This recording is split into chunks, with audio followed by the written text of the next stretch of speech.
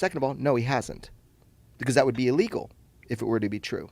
So he is authorized to talk about a very limited number of things. Is that correct? And they're not vouching for their authenticity. Doppser process, which is, I don't know what it stands for, but it's like a pre-pub process. He very smartly, because his lawyer is really smart, former ICIG, he's like, write it in what you want to talk about and see what they come back about what you can't talk about. So they're not saying what he's saying is true. They're just saying you can talk within these parameters.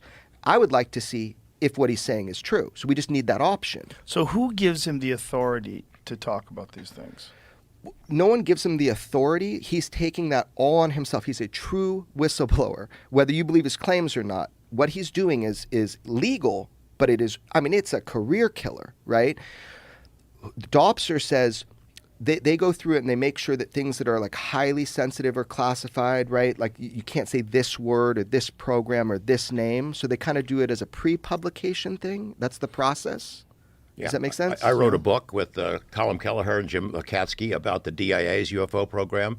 It took Doppser 14 months to approve our manuscript. So they take their time. They take their time. Line. But also when you get pushback where people are trying to entrap him or get people to say that he said something out of school, the Doppser people are like, no, he's fine. Like, he's talked within those parameters. He just has to be careful to not accidentally say something that is outside of those parameters.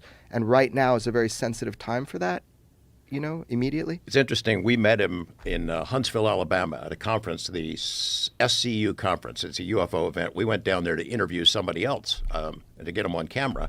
And we had been told there's a guy might introduce himself. And Jeremy was shooting video of me sitting at a bar at the moment that this guy walked up and introduced himself. So he had that moment on camera. And then we got to know him a little bit. A couple months later, he comes out to Las Vegas. There was a Star Trek convention. We were going to speak at it. And he comes out because he likes Star Trek, like everybody likes Star Trek, comes out and spends 2 days with us. The next day, he flies back Sunday night. Monday morning, he reports to work. Armed security guards escort him out. He was suspended. His clearance was suspended. We were worried, oh, Christ, was he seen in our company and that's what happened? But that was the beginning of his first real big trial by fire.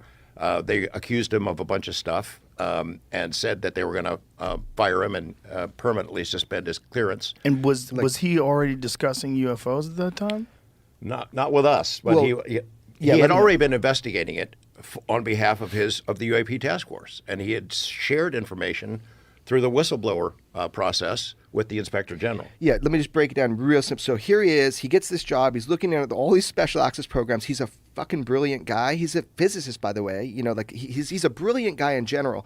So he discovers all this shit. He starts getting reprisals. And then the moment George is talking about, I kind of had heard about him. All of a sudden, he comes up to him at this bar where we were at. That's the first time that he talked to anybody outside of government. Now, he didn't share anything he shouldn't, but he was kind of coming to George and then to me to say, I'm doing this whistleblower thing. I am concerned for my safety and just in general for my career.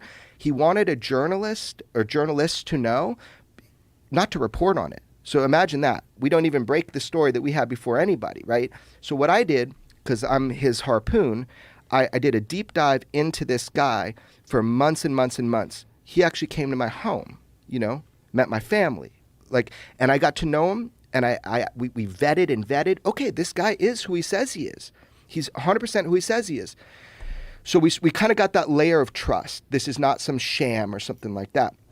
But then what happens is what George was talking about, the second trip. So I'm already talking at this Star Trek thing because my friend growing up from my jiu-jitsu class was Rod Roddenberry. So he's like the son of Gene Roddenberry. So he's just like, dude, Jeremy, come talk to a bunch of Trekkies about real UFOs. And I'm like, cool, I'll do it. It's in George's hometown.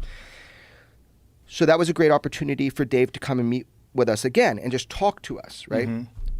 Yeah. And then that Monday when he gets back, he's walked out of the Geospatial Intelligence Agency or NRO, depending on which one you want to identify him with.